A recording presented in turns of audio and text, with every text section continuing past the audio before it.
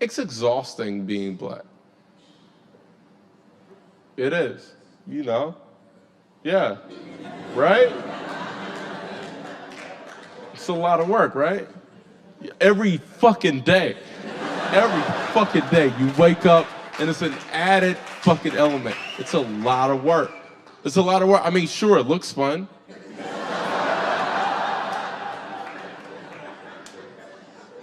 Especially when we're like dancing. Or like flying through the air, dunking on somebody. This shit looks amazing, right? It's a lot of fucking work. But like, it's a burden, right? It's a fucking burden. You hear with white people.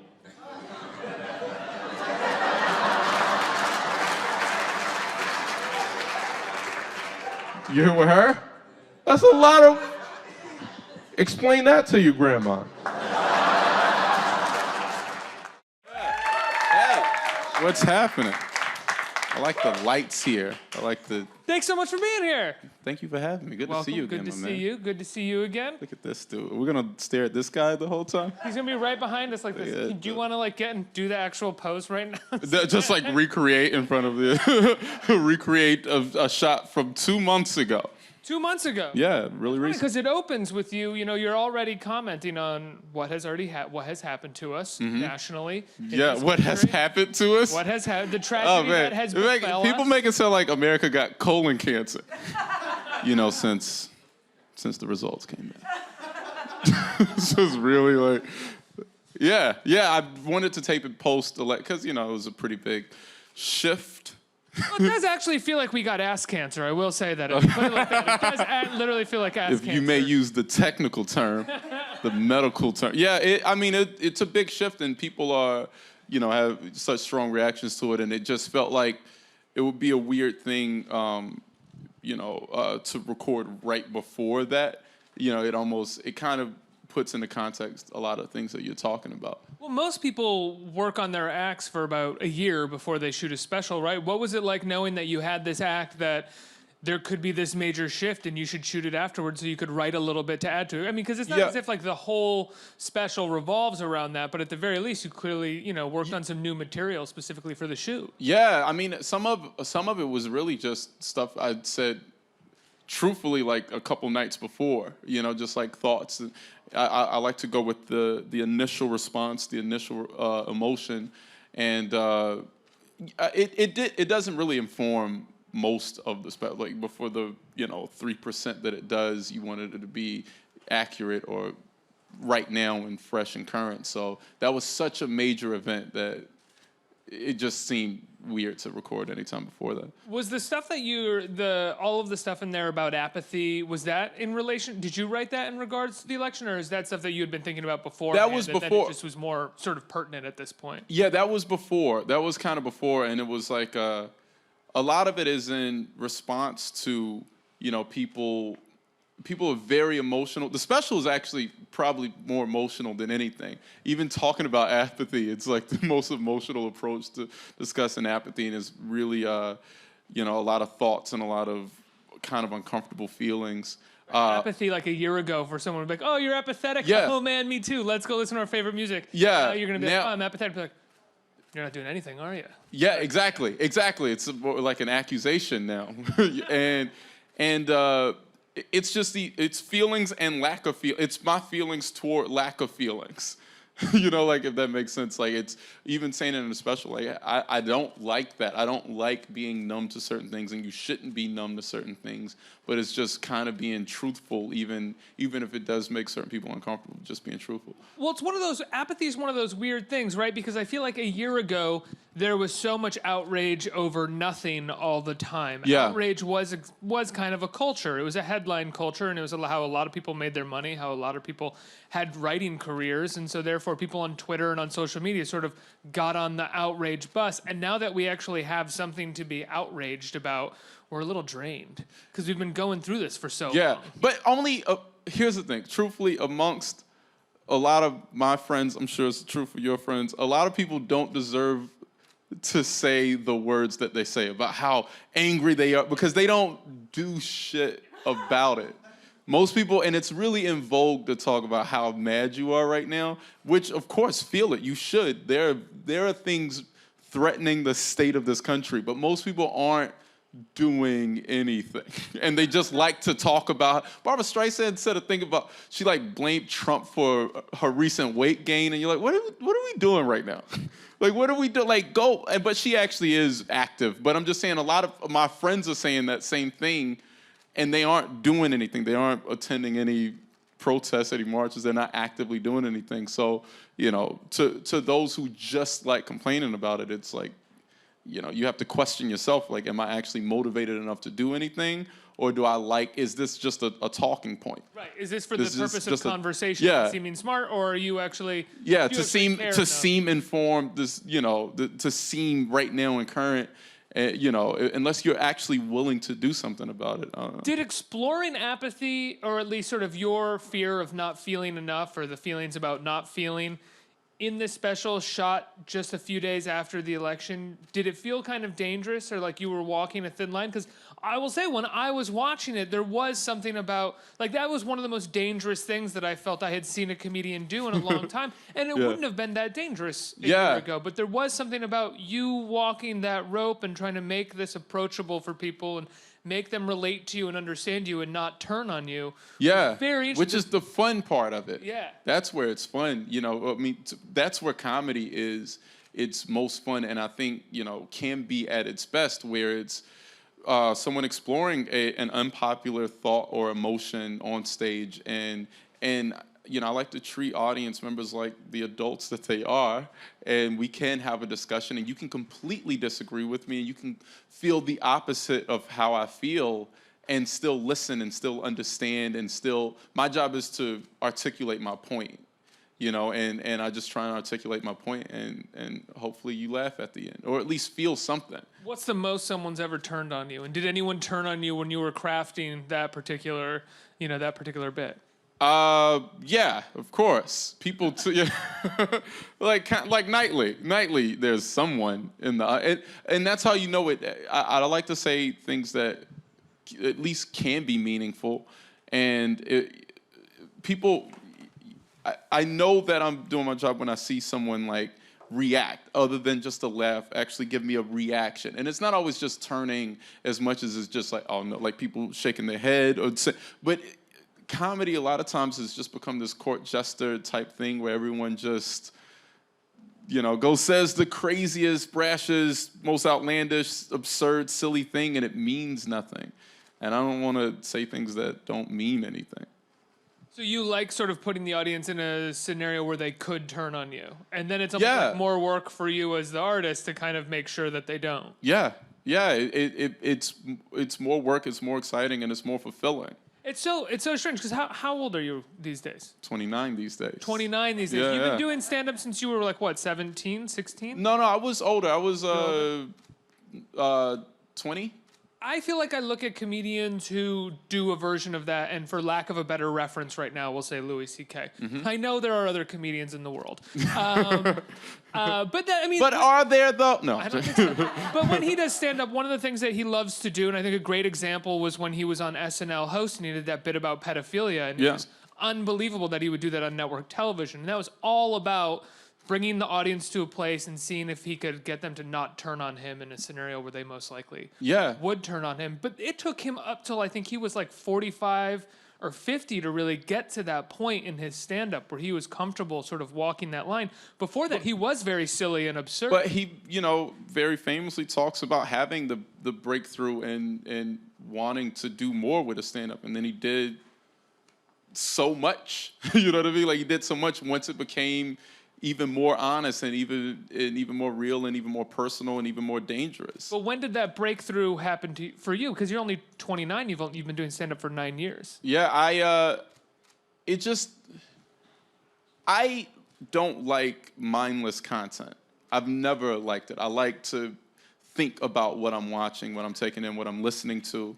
So, like, even music, I can't listen to music that doesn't challenge me in any way, and I never could. So it's just kind of who I am as a person. It was, I guess, embedded in my DNA to just really want to feel something, figure something out, you know, and just tell jokes for the sake of telling jokes. Isn't it weird when you are confronted with someone who is engaging with you in a conversation about content, but you realize part of the way into the conversation, they don't actually want to have a substantial discussion about the content, or they don't really like being challenged. Yeah. And you get to this broken moment in the conversation, you're like, what the fuck do I talk to you about then? Why are we doing this? Yeah, most conversations. It's the weirdest thing. Most conversations, people, as it turns out, people don't like to be. But that's the whole point, and especially as a comic, your job is to have a thought behind the thing. A lot of times, even certain people in an audience may shut down. They hear buzzwords. They hear a certain word, the Louis pedophilia thing. It's like, do you think he really just wanted to say the word? Or do you think that he had a full thought behind that if you actually patiently listen, and wait for it, it'll come out, and it could be fulfilling and funny. Yeah. And you find that, how often do you find that people actually wait for the thought behind the buzzword? Most people do, most people do. There are a few who don't, and then there are some people who like to, I like to read angry comedy reviews. Those are my favorite. It's my favorite thing. Can you believe this comedian joked about this? I'm like, yeah, I can believe it. Seems like a thing that would happen, but people feel strongly. I guess that's a good thing. It's a cliche question, but I think it's probably the most articulate way of just framing this entire conversation that we're having right now. Do you think that there's a line that people should or shouldn't cross, or do you think that line itself is just like, well, is it funny and do you have an original thought? And if you don't, then there's probably a line for you. You should have a intention. The line is where your intention is. If your intention is to just say some crazy shit into a microphone, then maybe you shouldn't have a microphone. I'm just gonna say the most absurd thing in the world, and you're gonna get mad and what? No. But if your intention is to explore a thought, then there is no line. How often are you exploring your own thoughts when you're on stage, specifically in this special? Are these your own thoughts and how you really feel, or is it sort of like it started somewhere within you, but then you realize the joke or the humor would be more if you were like this person, or if you ended up more like this? It's more personal than I probably should admit. Well, I wondered that for the when I sake was of the watching. content, it's really personal. I wondered that when I was watching it, because there are moments where you seem to. You say things about yourself that I would worry about personally saying in front of people. Yeah. You're wearing you're wearing a hoodie that has Martin Luther King on it. Yeah. Right? And in the special you say you don't know any words from Martin Luther King speeches, but you know all Jay-Z lyrics. Yeah. That's a real. I don't say I like that. I love Martin Luther King. Again, that's the other thing. A lot of these thoughts, I'm not saying, oh man, I'm so happy I feel this way. I'm tortured by them daily. Destroys me inside. I won't be able to have a wife and children because of these thoughts. And so also I put them in the comedy issues. What's that? And also because of your monogamy issues as well. Oh yeah, well that also. Don't get me started on that. When is your show coming back? That's a good question. You guys got picked up for season 3, right? Hopefully NBC's the next guest. Hey NBC. Hopefully so. I don't know. We're waiting to hear. I thought you did get. I thought they announced it. No, they did. We're actually actively taping. Oh, okay. Yeah, I was rehearsing yesterday, and I'll fly back in a few hours to rehearse first thing in the morning. Were you guys taping? Let's bring it all back to Trump. Were you guys taping prior to the election as well? No, we started in January. And now the show, I would say, it does a really great job of exploring the issues that are happening sort of in the moment. I mean, they're not specifically daily topical, but clearly there's something on you and the writers' minds, and you frame each episode as kind of like a mini play about that story. How much of the sort of current national politics can we expect from the next season? I haven't put a lot in yet. I kind of pausing for the unique perspective. You know what I mean? Again, you want it to mean something, and you don't want to, as a comic, I mean, it's easy to just go slam Trump. Every day I read the news and it's a headline about someone who they slammed Trump, and I'm like, well, first of all, did they? Because he won. He's still fucking president. Did you just stop him? Did you show him? Or did you say a sassy comment that didn't have really any effect whatsoever. So I don't want to just go say, sassy things. So I'm waiting for perspective. Does it feel hard to sort of be a person that cares about and is considerate of a unique perspective and almost like a long form idea, you could say, versus a sassy comment that could get you a headline, get you written up somewhere for slamming something? Yeah, what was the question? Is it difficult to sort of know that you're this person who cares about something that is probably a longer game than the short game of like, well, I could just go on stage tonight and shit on Trump and I'll get a headline tomorrow? Yeah, I mean, it makes it, listen, it makes the process a little bit longer, but ultimately, again, more fulfilling because I'm waiting for true perspective because that will resonate and it will stick with people longer and people care about it longer as opposed to just quick, cheap, crazy things. Is your true perspective on Trump right now what we see at the beginning of the special? Well, without spoiling anything, oh yeah. You know what I mean? Well, again, I want people to, and I kind of even talked about that on my first special about just like, if you really care and really do something, like just the meaningless, just more words thrown out into the world, I don't know how much that does, but if you care, do something, actively go for change. And that's kind of the motivation behind a lot of the things that I would say. How do you feel like your style has evolved or changed since your last special? Or if you have to go back before that, you can say that. I think the thoughts become more complete.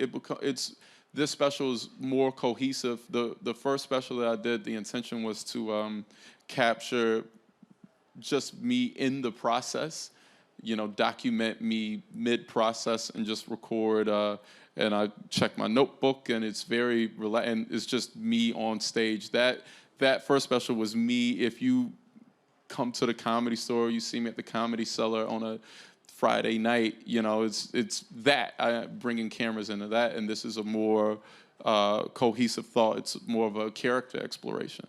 A character, you as a character? Yeah, just me as a subject. It's an exploration of thoughts and feelings. It just explores me.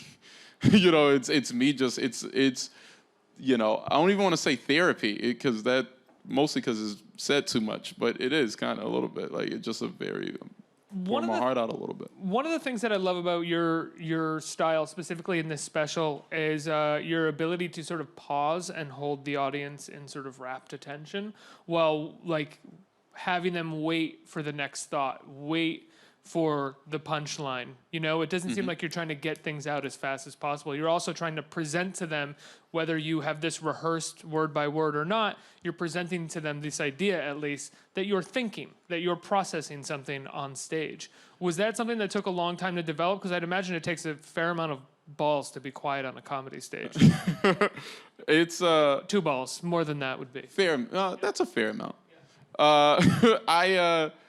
No, I mean, it is honest. It does come from an honest place.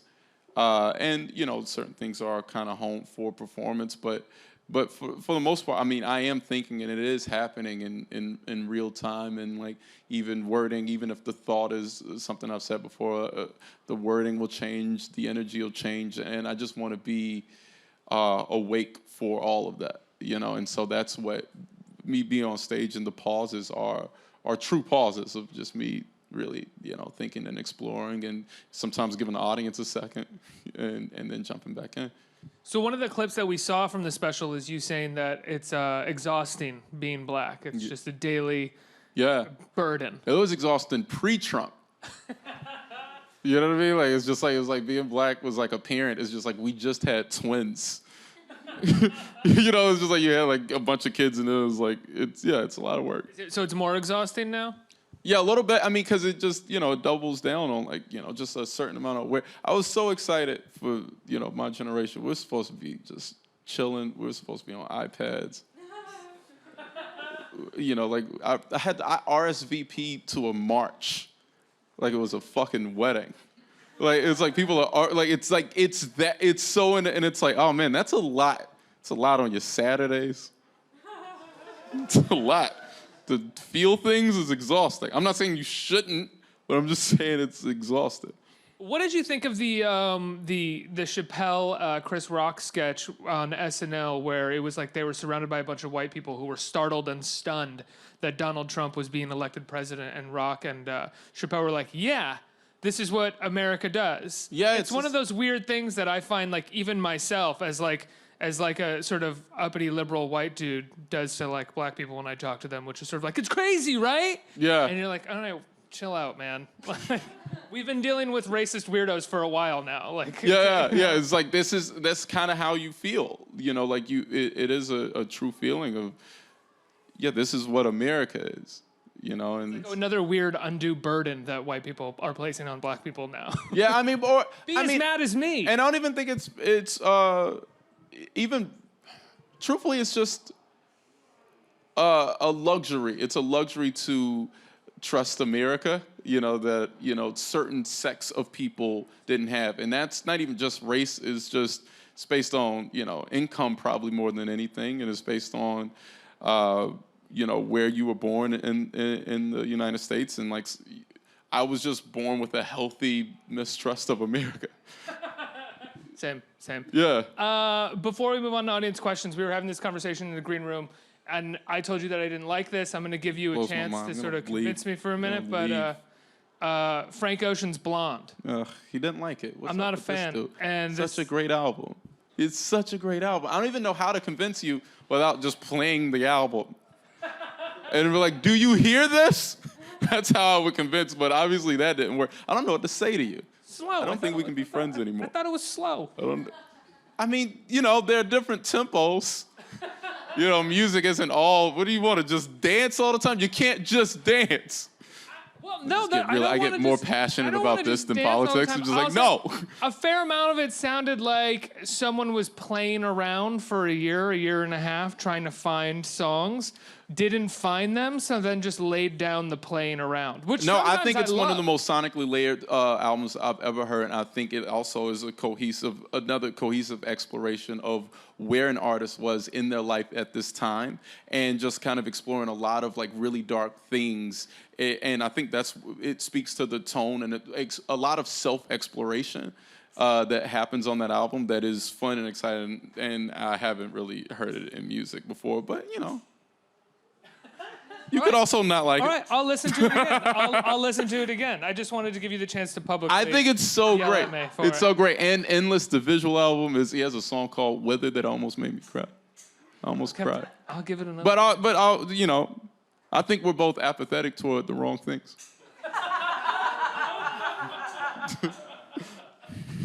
Want to switch sides? Yeah, switch sides. I'm just yelling about Bannon on a street corner, and you're just blasting Channel Orange. I'll march for and Blonde for Blonde down the street. Yeah. Who has some questions out here? Right here. Hey, Jerrod. What up? I know you've done some movies, and including the new Transformers movie. I was wondering, what's it like working on something scripted or versus like your own material? Mm-hmm. And what was it like working with Michael Bay? I mean, it's crazy, and that's such a cheap, bad answer. Like, oh, it was crazy, but it is like it's insane in a fun way. I mean, it's the biggest version of action, and you're just the experience was such a moment of just learning and figuring out and like trying to find my footing in it. That I love experiences like that. So. I mean, it was really fun. I like things that I write. You know, I like writing. I like controlling. I like being a producer more than anything. It's the only way to guarantee that the intention shows and that the content that what you want, making sure it comes through on screen. So I would prefer to write and create what I do. But it's, you know, when you submit yourself to someone else's vision, when you do any film that's not yours, and as Michael Bay, he has such a specific style that it was fun to just go do a Michael Bay film. You know, it's Michael Bay, you're doing it. I've also become a better photographer because of it. I'm telling you, man, I take pictures of my friends, I'm like, I kill it. So angles that I didn't know existed before. Did you get yelled at by Michael Bay at all? He's really nice to talent, to like actors. It's like really, really nice to like, you know what I mean? Like it's like you don't see him like yell, he didn't yell at me or yell at like Mark or anything, you know. Unless the yelling was out of necessity is because like I'm standing on the back of a truck going 90 miles per hour in the middle of a field and he's yelling because it's the only way you could hear. but it's just like angry. No, he's really a sweetheart. Next question. Hey, Jerrod. So I was just wondering, like, for every performance, is there anything that you do to maybe like warm up or keep yourself ready? What do I do? I listen to, I don't know, just kind of listen to some music every now and then. There's no real set thing, but it's just making sure I want to say the words that I'm about to say. That also speaks to a lot of the pauses. It's like, wait, do I want to say this? Is a double checking. So it's just a lot of like, just kind of sit quietly for a few minutes and think, and just jump in. I think we have time for one more right here. Hi, it's nice seeing you. I'm a big fan of yours, especially the movie Neighbors. Oh, my man. And I wanted to know, is there anything that you want to talk about, but you feel like it's a little bit of an off topic? And also, who are your comedic icons?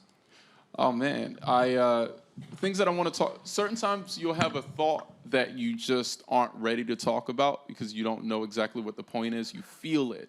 And you have like the intention to say something, but you don't really know how to say it, and so sometimes that happens, you just have to wait it out and wait till it comes full circle, like emotionally for you, comedic. Oh, who do I love? I mean, I like anyone who's just genuinely themselves. So even in or out of comedy, anybody who's just specifically themselves, I enjoy watching and listening to. It's not even just style for me because I like different styles of stand-up, but just the comics that are so them and their work reflects it and all their outlets reflect it. If that answers, my apologies for that. Jerrod, when does the special premiere? When can people see it? Saturday. What's the date? March 10th? March March 11th? God Yeah. damn it, I don't even know the date. What day is this? I really don't even know what time it is. It's March 11th at 10. That's why I was it's so many numbers because the special's called 8. So I'm like, March 11th at 10 is when 8 comes out. March 11th at 10 on HBO is when 8 comes out. Jerrod Carmichael, everybody. Thank you so much. Thank you, guys. Thank you.